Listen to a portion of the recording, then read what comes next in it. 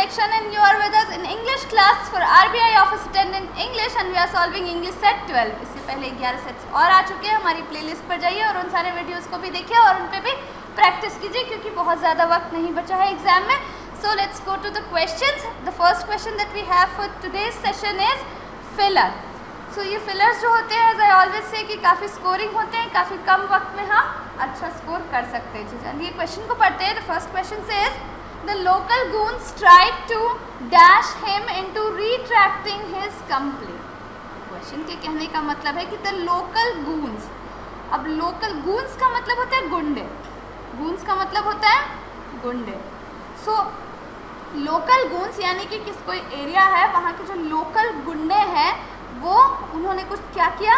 The local goons tried to, उन्होंने कुछ कोशिश की dash him into retracting his complain. अब रिट्रैक्ट करने का मतलब होता है वापस लेना इनटू रिट्रैक्टिंग हिज कंप्लेन, अपनी कंप्लेन को वापस लेने के लिए. The local goons tried to dash him into retracting his complain. यानी कि क्वेश्चन का जो सेंस कह रहा है, क्वेश्चन जो हमने आधा पढ़ा वो उसका सेंस ये लग रहा है कि जो कुछ गुंडे हैं वो क्या कर रहे हैं कि किसी को अपनी कंप्लेन वापस लेने के लिए कह रहे हैं. अब गुंडे हैं तो कहेंगे थोड़ी, वो मजबूर करेंगे, फोर्स करेंगे. तो ऐसा हमारे पास क्या वर्ड है. पहले यहाँ पे देखते हैं कि ट्राइड टू, उन्होंने कोशिश की. अब यहाँ टू लगा हुआ है, तो यहाँ टू लगा हुआ है तो हमारे साथ ज़रूर कोई बेस वर्ब आएगा. हमारे साथ टू है तो यहाँ पे कोई जो आने वाला वर्ब होगा या वर्ड होगा वो बेस वर्ब होगा. यानी कि हमारे पास जो भी यहाँ पे पहले हम एलिमिनेशन करेंगे. डिस्ट्रॉयड का मतलब होता है बर्बाद करना और ये चूँकि बेस नहीं है, ये सेकंड फॉर्म थर्ड फॉर्म है, तो ये तो कैंसिल आउट हो गया.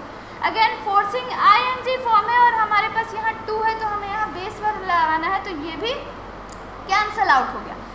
थर्ड ऑप्शन जो सी है वो है रेंडर्ड. रेंडर्ड का मतलब होता है गाया हुआ.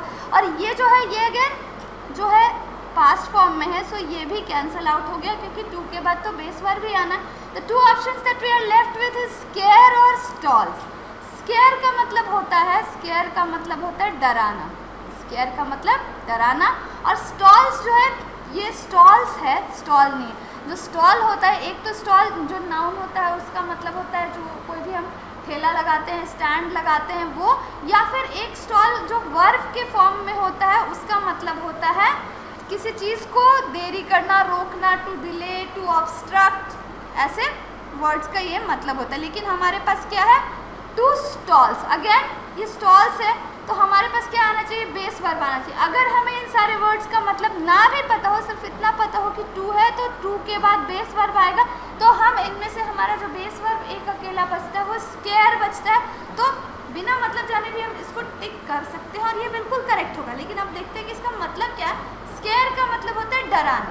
सो जब हम इसे यहाँ पुट करते हैं तो हमारे पास क्या सेंटेंस निकल के आता है, हमारे पास निकल के आता है the local goons tried to scare him into retracting his complain. यानी कि जो लोकल गुंडे हैं उन्होंने, कोई व्यक्ति है जिसके लिए हिम यूज़ किया गया है, उसको वो लोग डरा रहे हैं ताकि वो अपनी कंप्लेन वापस ले ले. रिट्रैक्ट करने का मतलब वापस लेना, वो अपनी कंप्लेन वापस ले ले. सो हमारा जो करेक्ट ऑप्शन होगा that would be option A, square would be the correct answer. Moving towards the next question for the session. Next question that we have is again a filler. Question says the dash of success depends completely on the amount of effort we put in. Sentence काफ़ी खूबसूरत sentence है. Sentence के कहने का मतलब the dash of success. dash को छोड़ देते हैं. Success depends. Success यानी सफलता. Success यानी सफलता. ये किस पे डिपेंड करती है, डिपेंड्स completely on, यानी कि ये पूरी तरह से डिपेंड करती है. completely यानी पूरी तरह से. सफलता जो है वो पूरी तरह से डिपेंड करती है किस पे, on the amount of effort we put on. Amount का मतलब होता है कि मैग्नीट्यूड में कितना हम डाल रहे हैं. एफर्ट का मतलब होता है कोशिश. एफर्ट का मतलब कोशिश. सेंटेंस के कहने का जो सेंस लग रहा है वो ये है कि हमारी सफलता पूरी तरह से इस बात पे निर्भर करती है कि हम उसमें कितनी कोशिश डाल रहे हैं, हम उसमें कितना मेहनत कर रहे हैं, कितना एफर्ट डाल रहे हैं, इस पे हमारी सफलता डिपेंड करती है. तो अब द डैश ऑफ सक्सेस, हमारे पास ऑप्शन जो है, let's check out all the options one by one.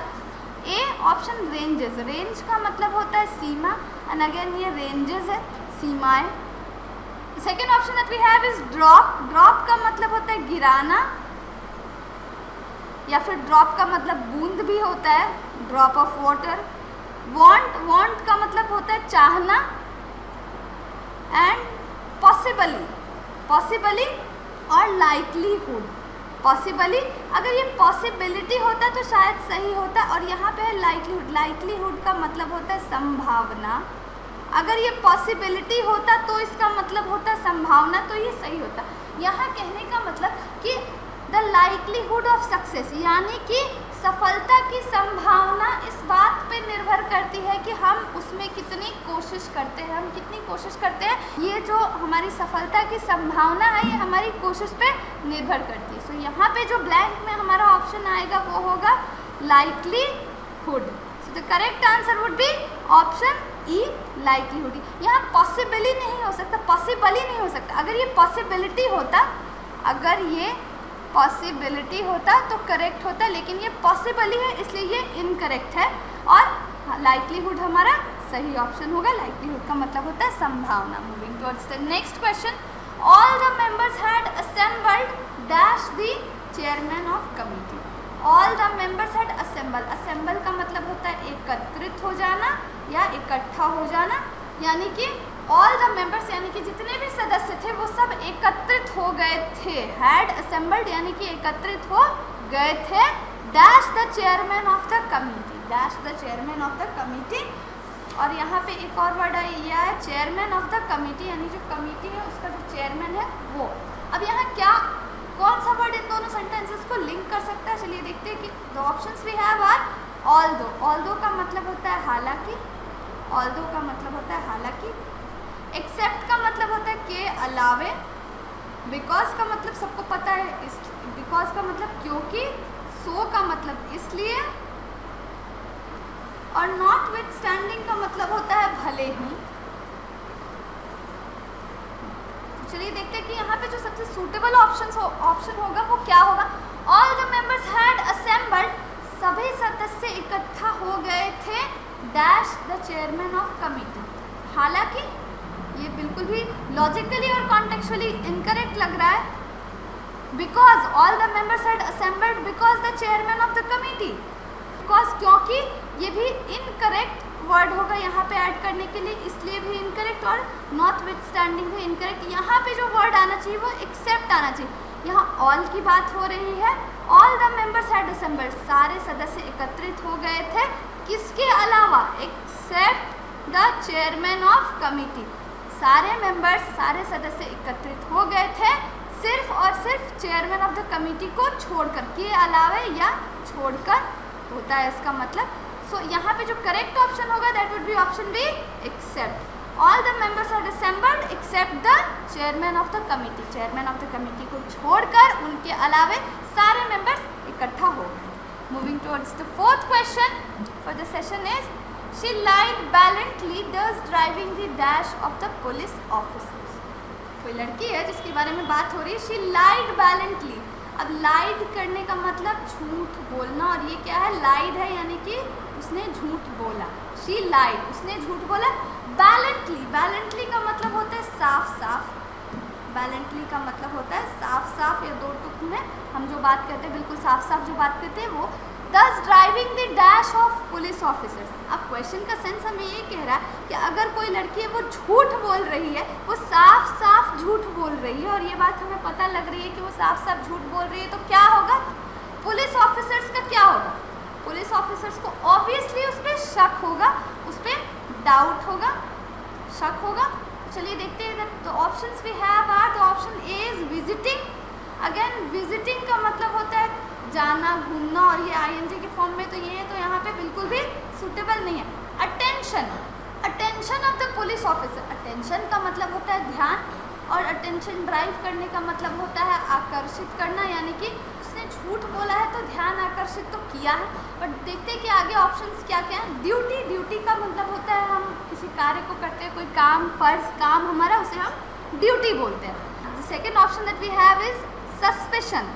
Suspicion का मतलब होता है शक, संदेह, शक और संदेह। आगे सप्लाईज, सप्लाईज का मतलब होता है पूर्ति, सप्लाईज का मतलब होता है पूर्ति यानी कि डिमांड, इसे हम डिमांड भी कह सकते हैं। तो शी लाइड वैलेंटली, उसने साफ साफ झूठ बोला। तो उसने पुलिस ऑफिसर्स का क्या किया, उसने पुलिस ऑफिसर्स का, यहाँ ड्राइव करने का मतलब होता है आकर्षित करना या अपनी तरफ खींचना। तो उसने क्या किया, उसने साफ साफ झूठ बोला तो उसने पुलिस ऑफिसर्स का शक या संदेह, सस्पिशन या डाउट ड्राइव किया।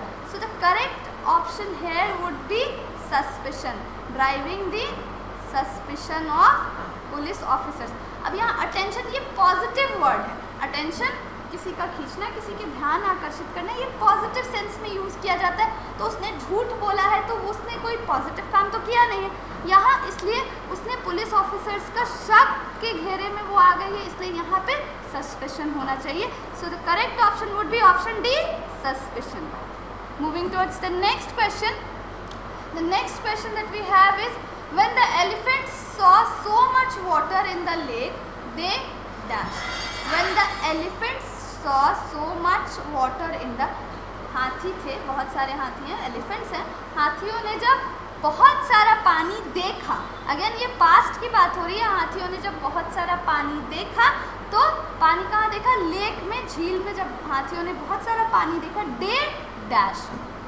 अब चूंकि बात पास्ट की हो रही है तो यहाँ पे आने वाला वर्ड कोई हमारा पास्ट का होगा। Let's check out all the options one by one. यहाँ पे है हैप्पी, दे हैप्पी, बात यहाँ पास्ट की हो रही है तो हमारा जो यहाँ आने वाला वर्ड होगा वो पास्ट में होगा, पास्ट फॉर्म में होगा, सो इसलिए यहाँ हैप्पी नहीं हो सकता। Again the next option that we have is rejoiced. Rejoiced जो है वो पास्ट में है, इसका जो बेस वर्ब होता है वो रीजॉइस होता है, इसका मतलब होता है खुश होना, खुश होना, प्रसन्न होना। The third option that we have is decline. Decline का मतलब होता है किसी चीज़ में कमी, गिरावट या बर्बाद होना, सो उसका मतलब होता है डिक्लाइन। सेंटेंस्ड, सेंटेंस्ड का मतलब होता है सजा सुनाई, सेंटेंस्ड का मतलब होता है सजा सुनाई। सेंटेंस, डेथ सेंटेंस दी जाती है, फिर और भी अलग तरह की सेंटेंस दी जाती है, तो सेंटेंस्ड का मतलब होता है सजा सुनाई।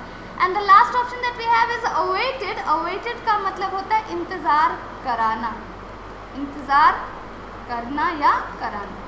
सो यहाँ पे जो हमारा सेंटेंस का सेंस ये कह रहा है कि when the elephant saw so much water in the lake, जब हाथियों ने झील में बहुत सारा पानी देखा तो वो क्या हो गए, वो खुश हो गए, बर्बाद हो गए, सजा सुनाई या इंतज़ार करना। Obviously the appropriate option here is option B, rejoiced. They rejoiced. जब हाथियों के झुंड ने बहुत सारा पानी देखा लेक में तो वो खुश हो गए, रीजॉइस्ड हो गए। अब यहाँ हैप्पी है, हैप्पी अगेन मैंने बताया कि ये जो है पास्ट फॉर्म में नहीं है, इसलिए ये यहाँ करेक्ट नहीं होगा। हैप्पी का मतलब भी खुश होना होता है, बट चूँकि बात हम पास्ट की कर रहे हैं तो यहाँ आने वाला जो फॉर्म होगा वो भी पास्ट में ही होगा, हैप्पी पास्ट में नहीं है, इसलिए ये यहाँ पे करेक्ट नहीं होगा। Moving towards the next question. Next question that we have is of error detection. हमें एक सेंटेंस को पार्ट्स में तोड़ के दिया हुआ है और हमें उन पार्ट्स में एरर ढूंढना है। तो चलिए सेंटेंस को पढ़ते हैं। The first sentence we have is the Bharatiya Janata party. ये तो ग्रामेटिकली बिल्कुल करेक्ट है, इसमें गलत होने जैसा कुछ है ही नहीं। Does not depends upon the numerical. The third sentence part is strength of any alliance partner for its survival in government at the centre. So first option जो है द भारतीय जनता पार्टी, ये तो बिल्कुल सही है। सेकेंड ऑप्शन को checkout करते हैं। Does not depends upon the numerical. यहाँ सब्जेक्ट वर्ब डिसएग्रीमेंट है। इस सेंटेंस के पार्ट में हमारे पास सब्जेक्ट वर्ब डिसएग्रीमेंट है। कैसे? तो यहाँ पे डज नॉट डिपेंड्स, अगेन जो डज नॉट है इसके साथ केवल और केवल बेस वर्ब, ये डिपेंड्स नहीं आएगा, ये केवल, चूँकि यहाँ पे तो अगेन एस आ चुका है तो इस एस की यहाँ हमें कोई ज़रूरत नहीं है। ये क्या होगा? Does not depend. The Bharatiya Janata party does not depend upon the numerical strength of any alliance partner for its survival in government at centre. बाकी पार्ट्स को भी एक बार चेक कर लेते हैं। Strength of any alliance partner for, ये भी बिल्कुल सही है। It's survival in government at the centre, ये भी बिल्कुल सही है। सो जिस पार्ट में एरर है दैट इज पार्ट बी, जहाँ डज नॉट डिपेंड्स की जगह डज नॉट डिपेंड होना चाहिए। सो एरर जो है वो हमारे पार्ट बी में है हमारा option B answer. Towards the next question that we have is again of error detection, और इस क्वेश्चन में पार्ट्स को पढ़ते हैं।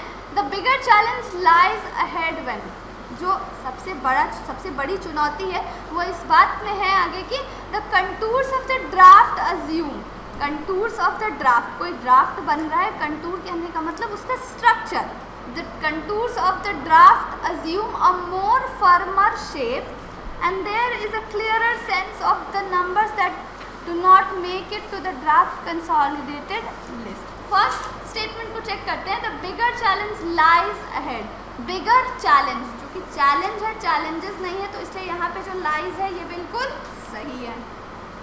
The contours of the draft assume a more firmer shape, more firmer, firm जो है, firm ये इसका कंपैरेटिव फॉर्म फर्मर होता है और सुपरलेटिव फॉर्म फर्मेस्ट। अगेन यहाँ पे ये ऑलरेडी कंपैरेटिव फॉर्म में है, ये ऑलरेडी कंपैरेटिव फॉर्म में है, तो फिर हमें यहाँ मोर लगाने की कोई ज़रूरत नहीं है, इस मोर की हमें कोई ज़रूरत नहीं है, ये एक्स्ट्रा फालतू में आया है यहाँ पे, तो इसलिए हमारा जो एरर होगा वो बी पार्ट में होगा, यानी कि यहाँ पे the contours of the draft assume a firmer shape, ना कि मोर फर्मर। यहाँ जो हमारा मोर फर्मर है ये गलत है, यहाँ केवल और केवल फर्मर होना चाहिए। Other statements are and there is a clearer sense of the numbers that, again यहाँ पे क्लियरर है तो इसके साथ मोर नहीं आया, क्लियरर जो है वो क्लियर का कंपैरेटिव फॉर्म है, तो ये बिल्कुल सही है। Do not make it to the draft consolidated list, ये भी बिल्कुल सही है। तो ये जो डू नॉट आया है यहाँ पे ये बिगर चैलेंज के लिए आया है, तो ये बिल्कुल सही है। Lies contours of the draft assume more a firmer shape, ये बिल्कुल, यहाँ पे जो मोर फर्मर है ये इस सेंटेंस को इनकरेक्ट कर रहा है, यहाँ पे केवल और केवल फर्मर होना चाहिए। सो हमारा जो करेक्ट आंसर होगा वो होगा ऑप्शन बी में एरर है। Moving towards the next question is peace on the border is difficult to achieve at the tactical level by military leaders. Peace on the border यानी कि हमारी जो बॉर्डर है उस पर हमें शांति क्रिएट करनी है, is difficult to achieve at, वो काफ़ी मुश्किल, उसे पाना, बॉर्डर पे शांति पाना बहुत मुश्किल है। At the tactical level, by military leaders, हमारे जो मिलिट्री लीडर्स हैं वो अपनी टैक्टिकल लेवल से पीस नहीं प्राप्त कर सकते बॉर्डर पर, सेंटेंस के कहने का मतलब ये है। Let's check out all the parts one by one. Part A is peace on the border is, ये बिल्कुल सही है। डिफ़िकल्ट टू अचीव एट, ये भी बिल्कुल सही है। द टैक्टिकल लेवल, पार्ट्स इतने छोटे हैं कि इनमें एरर की कोई बहुत ज़्यादा गुंजाइश नहीं है। बाय मिलिट्री लीडर्स, अगेन ये चारों पार्ट बिल्कुल ही सही है। सो हमारा जो करेक्ट ऑप्शन होगा वो होगा that would be E, no error, there is no error in the sentence, so हमारा आंसर होगा option E, no error. Moving towards the next question is the court observed this week in the Goa Foundation case commercial mining activity can be rapacious in the absence of clear laid down and strictly enforced condition. The court observed this week, court है जिसने, court यानी न्यायालय, उसने इस सप्ताह ये देखा कि क्या देखा, किसमें देखा, the Goa foundation case commercial mining, उसने गोवा फाउंडेशन केस में, जो कोर्ट है उसने इस सप्ताह गोवा फाउंडेशन केस में ऑब्जर्व किया, देखा कि commercial mining activity can be rapacious. Commercial mining यानी कि व्यावसायिक तौर पे जो खनन होती है, माइनिंग यानी कि खनन, जो हम ओर्स और मिनरल्स लेने के लिए जो माइनिंग करते हैं, कोयले की खदान से खुदाई करते हैं, माइनिंग का सेंस वो बनता है। कमर्शियल माइनिंग यानी व्यापारिक तौर पे जो व्यावसायिक खनन होता है वो एक्टिविटी कैन बी रेपेशियस। अब रेपेशियस का मतलब होता है लालची, वैसा काम जो हम किसी लालच के लिए करते हैं। इन द एब्सेंस ऑफ, यानी कि कोर्ट ने ये देखा कि जो व्यावसायिक खनन है वो लालची हो सकता है, कैन बी रेपेशियस, लालची हो सकता है। इन द एब्सेंस ऑफ, कब, जब हमारे पास क्या नहीं होगा, in the absence of clear let down and strictly enforced conditions, हमारे पास बिल्कुल सही बताई हुई, स्ट्रिक्टली इन्फोर्स की हुई कंडीशन, यानी कि वैसी शर्तें ना हो, अगर जो उसके लिए माइनिंग के लिए सही शर्तें हैं वो ना हो तो खनन जो है वो लालची हो सकता है। बहुत सारे लोग उसके लालच में पड़ के इल्लीगल काम कर सकते हैं। तो यहाँ पे जो हमारा सेंटेंस क्लियर है। ये क्या है? क्लियर एडजेक्टिव है। Clear is adjective. The court observe this week, इन कोर्ट ने ये ऑब्जर्व किया कि गोवा फाउंडेशन केस में, कोर्ट ने गोवा फाउंडेशन केस में ये ऑब्जर्व किया कि जो व्यवसायिक खनन है वो लालची काम हो सकता है in the absence of clear let down, नहीं क्लियरली लेट डाउन। यहाँ पे हमारे पास जो एडजेक्टिव है उसकी जगह एडवर्ब आएगा। यहाँ पे एडवर्ब आना चाहिए, क्लियर की जगह क्लियरली आना चाहिए, तब ये सेंटेंस सही होगा। सो the error lies in the part D, जहाँ क्लियर की जगह क्लियर एडजेक्टिव है, इस जगह पे क्लियरली एडवर्ब आना चाहिए। Moving towards the next question. Next question is eight the Delhi auto expo 2018, Delhi में 2018 में ऑटो एक्सपो हुआ। The company unveiled its SP concept, company है, एक कंपनी है, उसने अनवील करने का मतलब होता है अनावरण करना। किसी चीज़ को हम नया लॉन्च करते हैं तो हम कहते हैं that we unveiled its SP concept, SUV designed and developed for the Indian market. Again ये जो सारे सेंटेंसेस हैं, at the Delhi auto expo 2018, it's correct. The company unveiled its SP concept, it's also correct. SUV designed and developed, it is also correct for the Indian market, it is also correct। ये जो चारों sentences हैं ये बिल्कुल सही लग रहे हैं, लेकिन इसमें एरर है। ये देखने में बिल्कुल सही लग रहे हैं, लेकिन जब हम इस सेंटेंस का प्रोनाउंसिएशन करते हैं SUV designed and developed, ये जो SUV है, इसकी जो साउंड है SUV, ये साउंड जो प्रोड्यूस होती है, ये साउंड वावेल की प्रोड्यूस होती है, चाहे ये कॉन्सोनेंट हो। एस हमारा कॉन्सोनेंट है, लेकिन जब हम साउंड प्रोड्यूस कर रहे हैं यहाँ पे SUV, तो ये वावेल की साउंड निकल रही है। सो यहाँ पे जो ए आया है आर्टिकल, ये गलत है। यहाँ पे एन SUV होना चाहिए, क्योंकि एस की जो साउंड है वो कॉन्सोनेंट की नहीं वावेल की है। So the error lies in the part C, और हमारा पार्ट सी रॉन्ग हो जाए। इतनी छोटी छोटी सी माइनर मिस्टेक्स होती हैं, हमें बस देखना है। कोई बहुत ज़्यादा ग्रामेटिकल नॉलेज या आर्टिकल बहुत बेसिक्स होते हैं, इसकी हमें नॉलेज होनी चाहिए और हम एरर पकड़ सकते हैं। तो this is all for this session. Hope आपको ये वीडियो अच्छी लगी है और आपने इस पर बहुत सारा प्रैक्टिस किया है। See you in the next video. Till then keep working hard and don't forget to like, share and subscribe to Mahamaya selection. Thank you for watching.